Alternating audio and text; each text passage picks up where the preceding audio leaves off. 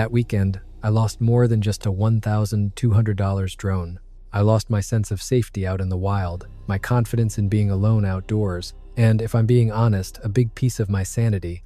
What I came back with was footage of something that shouldn't exist, paired with the sinking knowledge that I was being hunted by more than one creature deep in the forests of the Pacific Northwest. This happened last October, and I still struggle to sleep through the night. Every time I hear a branch snap outside my window or a coyote howl in the distance, my heart pounds out of my chest. But I need to share this story, because what I went through wasn't just a random encounter with wildlife, it was staged. It was both intelligent and terrifying. I'd wanted a good drone for years, mostly to capture aerial shots of hiking trails and mountain landscapes. Nothing professional, just a way to see angles you could never get from the ground. My brother gave me a DJI Mavic for Christmas, and I spent most of January learning to fly it around the neighborhood, practicing at local parks, getting comfortable with the controls. By spring, I felt pretty confident, but I wanted to wait until the conditions were perfect before taking it somewhere special. You know how it is, you get one shot at a spectacular location, and the last thing you want is to crash your brand new drone into a tree on your first real attempt. So I practiced a lot. Probably too much, because by October I was restless, itching to use it somewhere that truly mattered. The spot I picked was about a 3-hour drive east of Seattle, up in the Cascade foothills. As a kid, I used to go there all the time on family camping trips, back when camping was something we actually did together, before everyone got too busy with their own lives. There's an old logging road that winds up into the mountains, but it's rough, and most people don't bother going all the way to the end. If you do make it up there, though, you're rewarded with views of valleys that hardly any hikers ever get to see. The area is remote. That road hasn't been maintained in at least 20 years. It's riddled with potholes, washouts, and downed trees. You need clearance and four-wheel drive, and even then, you crawl along. The payoff is absolute solitude. In all the years I've gone back, I've only ever seen maybe 3 other vehicles up there. October weather in the Cascades can be unpredictable, but that weekend was perfect. Clear skies, no wind, about 60 degrees. Friday evening after work, I loaded up my truck and headed out, planning to camp overnight and wake up early Saturday. The drive up the logging road took almost an hour in the dark, weaving around potholes and pushing through muddy stretches, but I reached my usual campsite without any issues. I pitched my tent in a small clearing along a sharp bend in the road. From there, the view west was wide open, and the ground was flat enough to sleep comfortably. More importantly, it was far enough back from the tree line that I didn't have to worry about branches snapping off and crushing the tent if the wind kicked up at night. Saturday morning, I woke to flawless flying conditions. No clouds, hardly a breath of wind, visibility stretching for miles. I made some coffee, packed a few snacks, and hiked about half a mile from camp to a spot with enough open space to safely launch and land the drone. The area opened into a natural valley ringed by mountains with a narrow road running across the bottom, perfect for aerial footage without worrying about obstacles. The first few hours were incredible. I spent the whole morning just learning how the drone handled in that terrain, how it responded to mountain air currents, how altitude shifts affected control. The footage was stunning. Sweeping shots of valleys I'd never seen from above, ridge lines fading into the horizon, untouched forest that probably hadn't felt human impact in decades. That morning alone, I flew 6 or 7 sessions, each about 20 minutes before I had to swap batteries. I played it safe, keeping the drone within about half a mile of where I stood, just getting a feel for the area. But the more comfortable I got, the bolder I became. By noon, I decided it was time to push farther out and explore the canyon system beyond. From my vantage point, I could see about a mile north. From the ground, you'd never know how deep those canyons really went, or what might be hidden down there. The drone was my last chance to finally see what I'd been curious about for years. I launched from the same spot as before, but this time I headed north, following the main ridge toward the gorge. The drone's camera opened up an incredible panoramic view of terrain I'd never seen from that perspective. The canyon was deeper than I'd imagined, maybe 300 to 400 feet from rim to floor, with a stream running through the bottom I hadn't even known existed. About 15 minutes into the flight, a quarter mile from my launch point, I caught movement beneath the treetops at the canyon floor. At first, I thought it was a bear. Black bears are pretty common out there, and spotting one isn't exactly shocking. But something about the movement was off. Bears move in a very particular way, slow, lumbering, clumsy almost. This thing moved with purpose, walking upright through the forest in long, steady strides. My first instinct was that it had to be a person. Maybe some hiker had found a way down into the gorge. But as I adjusted the angle and tightened the frame, it was clear this wasn't human either. It was huge, bigger than any person could reasonably be, and covered head to toe in dark black hair. It walked fully upright, not knuckle walking like a gorilla, but straight, like a man, except it stood at least 8 feet tall with the build of an NFL linebacker. My heart was pounding. I mean, you grow up hearing stories about Bigfoot, seeing grainy photographs, catching documentaries on late-night television, but you never really expect to see one. And you sure as hell don't expect to be piloting a drone over one in broad daylight in perfect weather. I started angling the drone for a better shot closer, clearer, because this was it. The kind of evidence people spend their entire lives chasing. Crystal clear, high-definition video of a creature most of the world dismisses as myth. It was walking along what looked like a game trail at the bottom of the canyon, moving with steady, deliberate strides. It wasn't foraging, and it wasn't wandering aimlessly like an animal would. It was headed somewhere specific. I tracked it carefully, keeping it centered in frame as I lowered the drone bit by bit for a sharper angle. That's when everything went sideways. The creature stopped dead in a small clearing, freezing mid-step as if it had heard something. Then, it looked straight up at my drone. Even through the camera, hundreds of feet of air between us, I could see its face clearly. It wasn't human, but it wasn't fully animal either. The features leaned human, but broader, harsher. And the eyes, God, the eyes were intelligent. Not the dull stare of wildlife, but sharp, calculating, processing, deciding. It stood there for maybe 10 seconds, just staring directly into the drone's lens. And I froze too, finger hovering over the controls, unsure whether to keep filming or to pull back. Then its expression changed. Curiosity gave way to anger. Pure, focused rage. In an instant, it lunged toward the drone with shocking speed. Not on all fours like an ape, but upright, sprinting like an Olympic athlete, except no human alive could move that fast through dense forest. It ducked trees, vaulted over downed logs, gliding across the ground with a speed that didn't seem possible for something that size.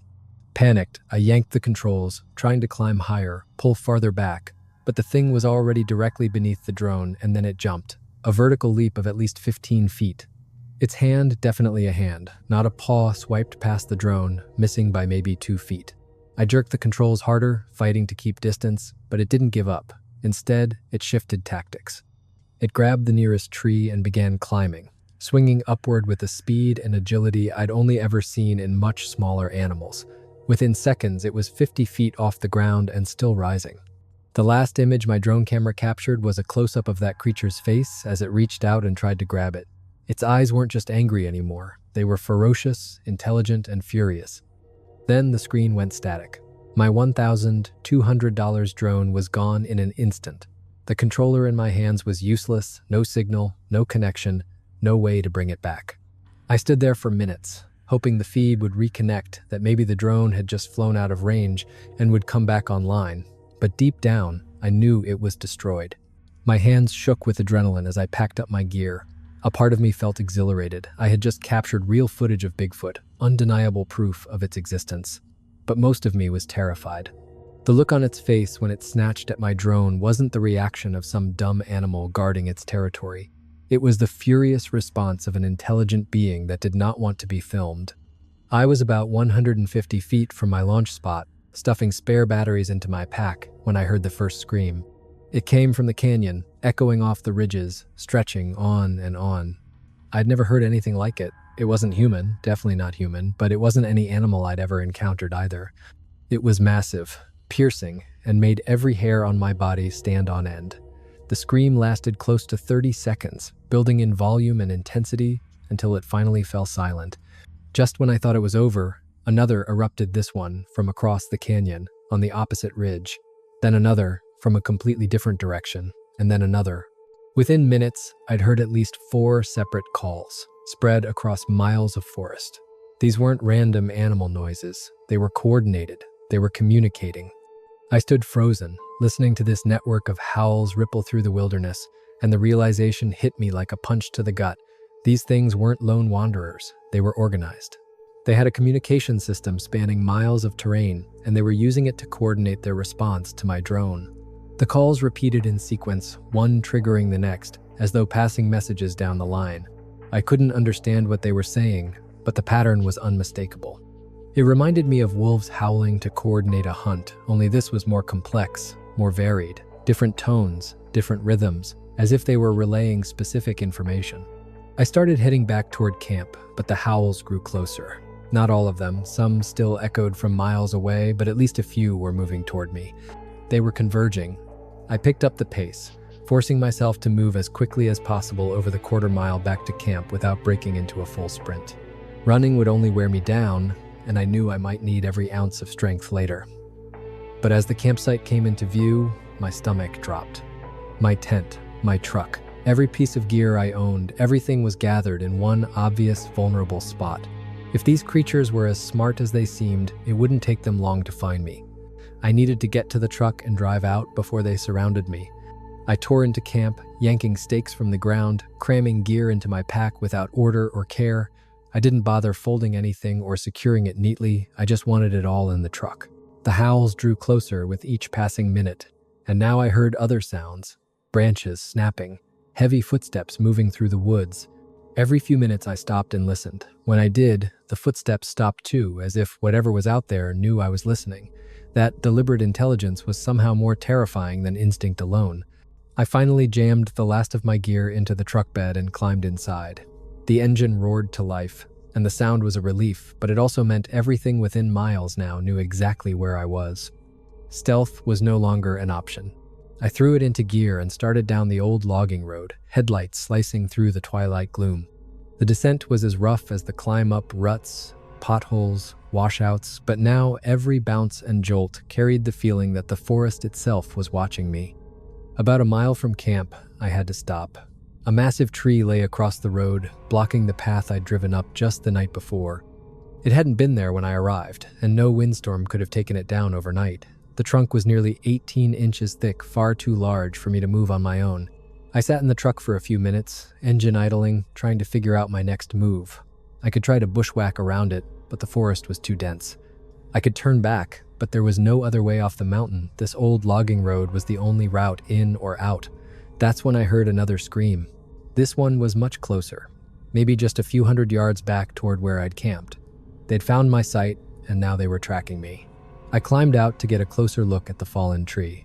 That's when I realized what had actually happened. The tree hadn't fallen. It had been cut. The stump showed clean marks, deliberate cuts, not storm damage, and splinters of fresh wood were scattered around the base. Something had intentionally blocked my escape. That was the moment it hit me. This wasn't a random run in with wildlife. I wasn't just being followed or shadowed. I was being hunted by creatures smart enough to set traps, work together, and plan ahead. The howls rose again, this time from several directions and much closer. They were tightening the noose, closing in. I figured I had maybe 10 minutes before the circle closed completely. I turned back to the tree, measuring it with my eyes. My truck had decent clearance, and the log wasn't lying completely flat. One end was propped up by smaller trees. If I could hit it with enough speed, maybe I could roll right over. It was a terrible plan. If I got stuck on the trunk, I'd be helpless. If I ripped out the undercarriage, I'd be stranded with monsters closing in from every side. But it was the only option I had. I climbed back in, threw the truck in reverse, and backed up about 150 feet to get some room. Then I floored it. The truck bounced and swayed over the rutted ground, building speed as the log rushed toward me. At the last second, I aimed for the lower side and braced. The front tires slammed into the trunk with a bone-rattling crash. For a split second, I thought the whole truck would tip backward, but gravity and momentum carried me forward. The undercarriage screeched across the bark like nails on a chalkboard. And then suddenly I was clear. All four wheels thudded back onto the road. I didn't stop to check the damage. I just kept driving, pushing the truck as fast as I dared along the brutal logging road. Behind me, the screams erupted again, angrier this time, almost furious. I'd broken through their trap. For the next few miles, I thought maybe I was safe. The road was rough, but passable, and every yard I covered felt like distance between me and whatever was out there. But then I rounded a sharp bend, about 3 miles past the first blockade, and saw it. Another tree. This one was bigger, thicker, and it lay in a natural choke point where the road squeezed between two ridges. There was no going around it, no going over. It was a perfect roadblock, and they had sealed it tight. I pulled the truck to a stop about 150 feet short of the tree and sat there, engine humming, trying to think. That's when I heard it, not screams this time, but sound. Lots of sound. Rustling, heavy steps, movement on both sides of the road. They were staying in the tree line, hidden, but making sure I knew they were there. That's when I realized I was going to have to abandon the truck. The hardest decision I've ever made, leaving my only vehicle behind in the middle of nowhere, but I had no choice. Staying meant being trapped in a metal box with no way out. On foot, at least I had options. I grabbed my pack, double-checked that I had water and my phone, slung it over my shoulders, and stepped onto the road. Then I started walking. The creatures in the forest shadowed my every step, moving in rhythm with me but staying hidden within the tree line. Every few minutes, one of them would snap a branch or rattle the leaves just enough to remind me they were still there. The road sloped downhill for miles, twisting through dense forest and crossing a handful of small creeks. On any other day, it would have been a beautiful hike. The weather was perfect, the scenery breathtaking, and the road well graded, though long neglected. But knowing I was being stalked by multiple creatures turned every step into dread. They weren't even trying to stay completely silent anymore. I could hear them moving on both sides, sometimes close enough that I saw branches sway, sometimes distant, almost fading yet never gone. They were always there. After about an hour of hiking, I came to a fork. The main logging road continued straight downhill, but a narrower side road veered off to the right, climbing over a ridge. I didn't remember seeing that spur road on the way in. Maybe it had been overgrown and easy to miss from a vehicle. Still, it looked like it might lead to another route off the mountain. I stood at the junction, trying to decide. The main road was the obvious choice. It was the way I knew, the one that eventually led back to the highway. But that also meant it was predictable, the road they would expect me to take. The spur road was unfamiliar, risky, but it might help me avoid whatever trap they were setting. As I hesitated, the decision was made for me. From down the main road came a heavy crashing, like something massive was moving through the trees alongside the path I had just traveled. Then the same sounds rose from the spur road. They had positioned themselves along both routes. That's when I realized, if I stayed on the road, any road, I was walking right into their trap.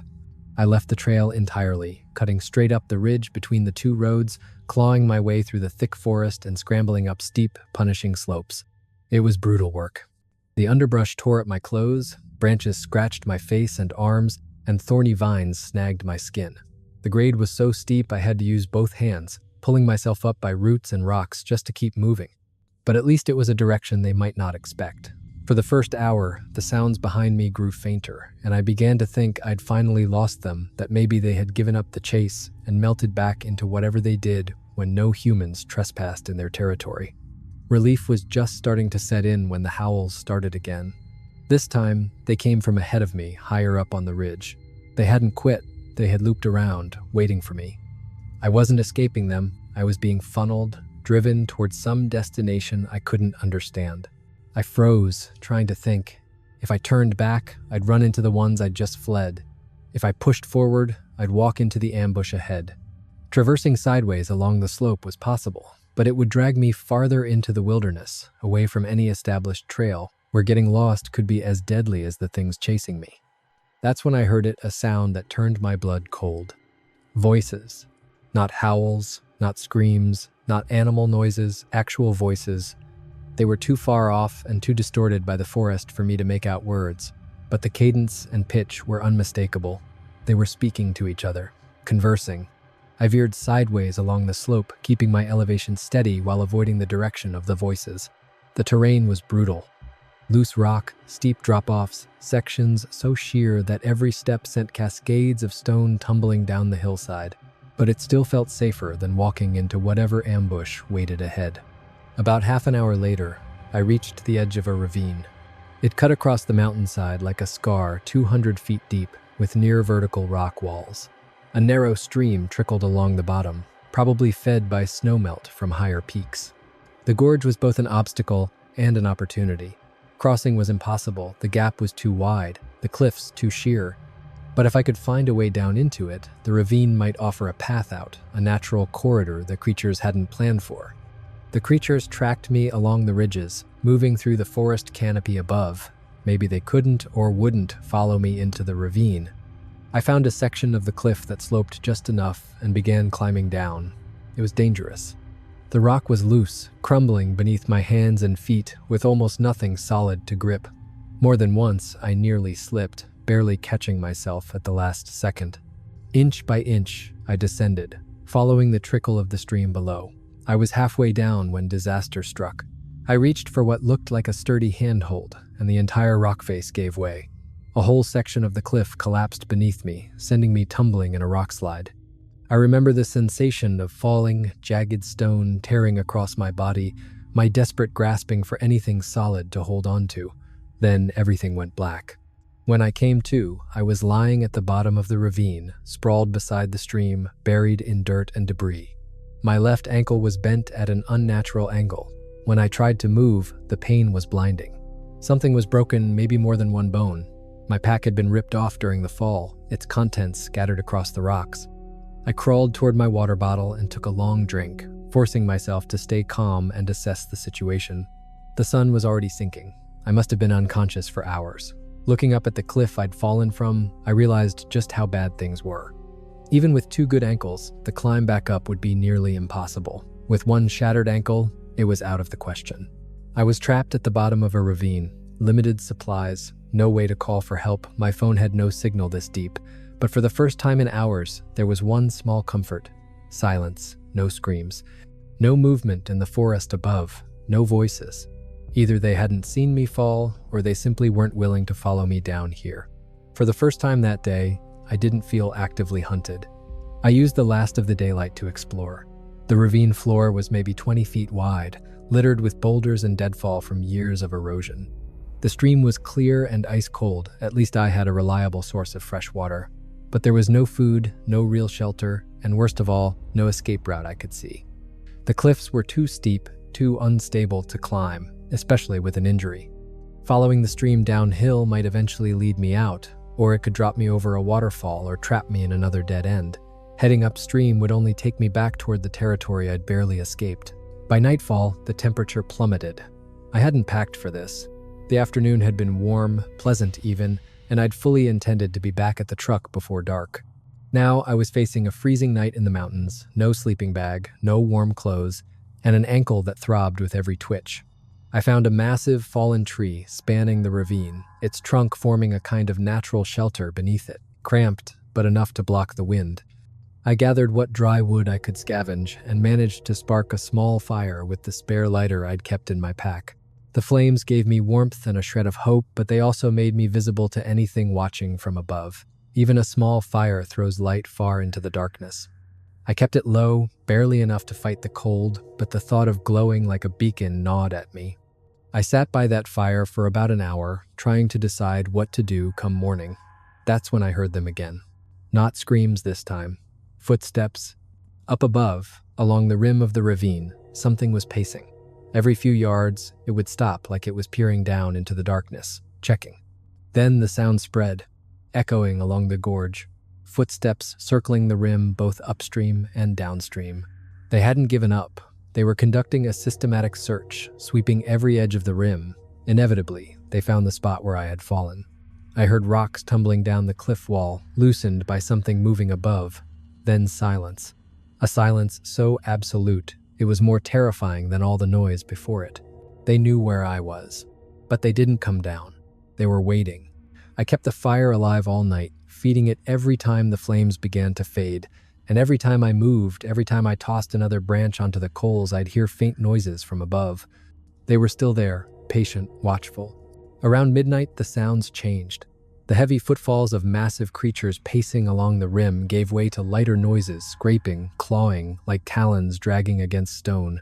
Something was climbing down the cliff. I couldn't see past the faint glow of my fire, but I could hear it, deliberate, careful movements on the wall.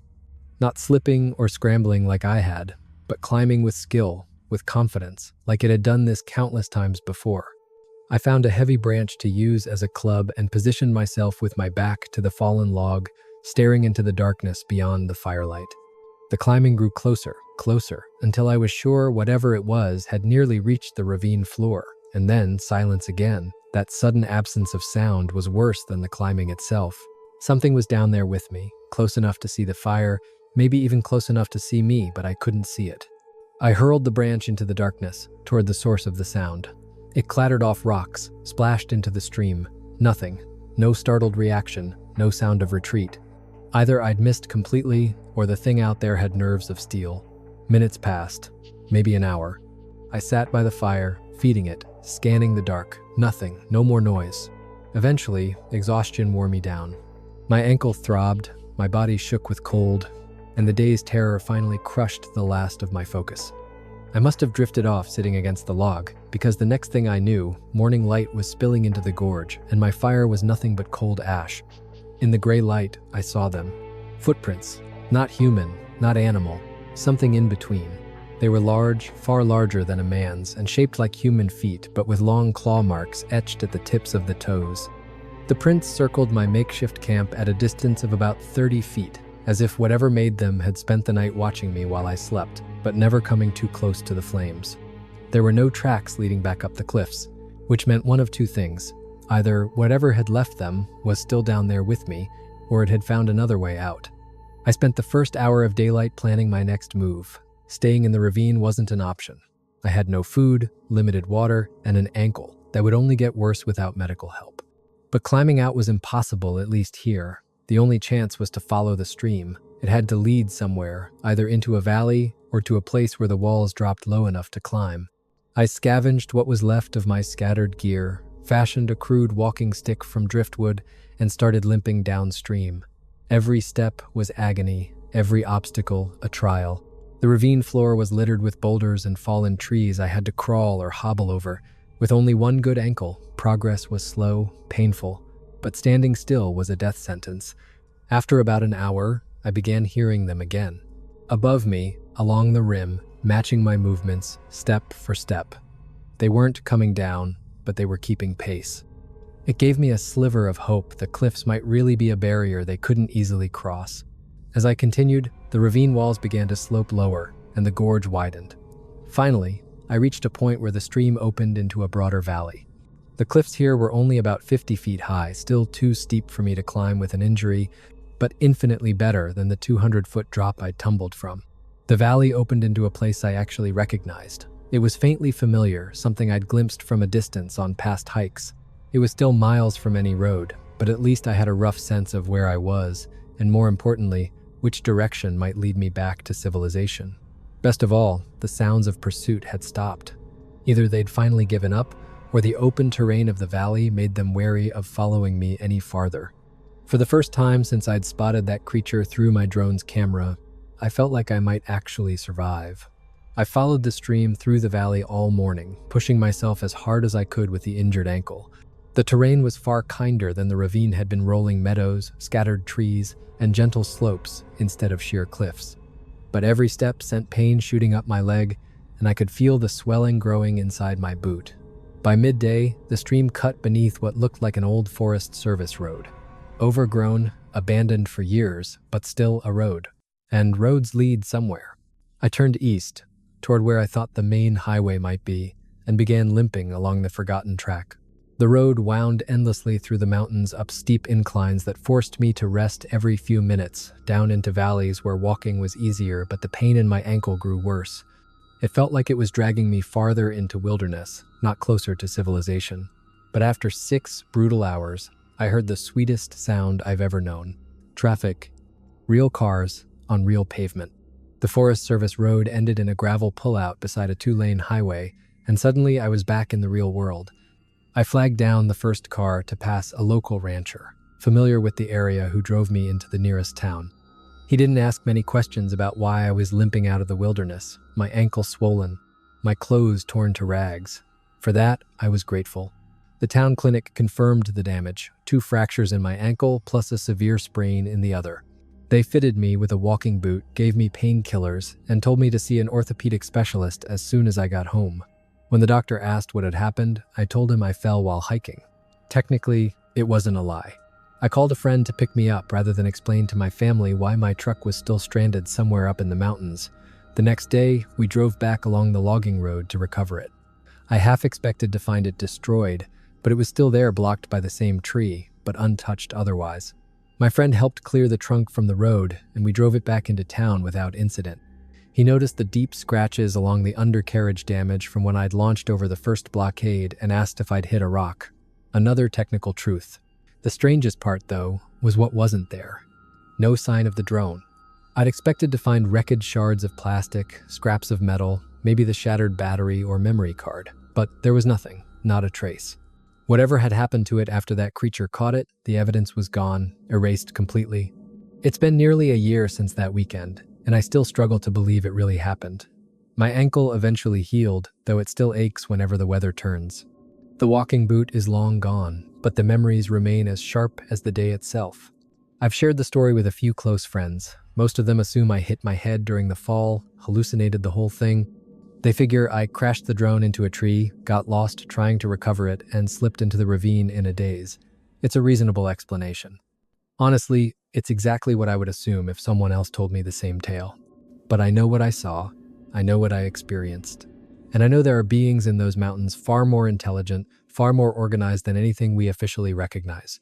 I've thought about going back. With better equipment, more people, maybe I could find proof of what I encountered. But every time I let that idea take root, I remember the look on its face as it reached for my drone. That raw, furious intelligence. And the thought of seeing it again makes me hesitate. They didn't want to be filmed, and they did everything possible to keep me from escaping once I'd seen them. I don't imagine they'd be any happier to see me a second time. The footage I captured before the drone was destroyed vanished with it, gone forever. Sometimes I wonder if that was the point all along. Not to harm me, but to make sure no evidence of their existence ever left those woods. If so, they succeeded completely. So, what are they? I've spent countless hours trying to reason through every possibility. Bears don't coordinate hunts across miles of territory. Gorillas don't cut down trees to set traps. Humans can't sprint through thick forest with that kind of speed and agility, and no one alive can leap 15 feet straight into the air from a standstill. The only explanation that fits the evidence is the one that sounds the most impossible, that there is a race of large, intelligent, bipedal beings living in the remote wilderness of the Pacific Northwest. Beings that have learned to avoid contact, erase evidence of themselves, and work together across vast swaths of territory. If you believe Native American legends, they've always been here. If you believe modern skeptics, they're nothing but myth. But if you believe what I saw through my drone's camera, what I heard echoing across the valleys, what stalked me for hours through that forest, then you have to admit there are things in this world science has yet to classify. I keep the drone controller on my desk as a reminder, a useless shell of plastic and circuitry now, but proof that what I experienced was real, that I didn't dream it up in some moment of crisis. Every now and then, I toy with the idea of buying another drone, going back and trying again with better gear and a more cautious strategy. But then I remember those eyes, intelligent, fierce, unmistakably aware, and I realize there are discoveries not worth making twice. Whatever lives in those mountains made it clear they want to be left alone, and after what I went through, I'm inclined to respect that. I only hope that whoever stumbles into their territory next is as lucky as I was to make it out alive.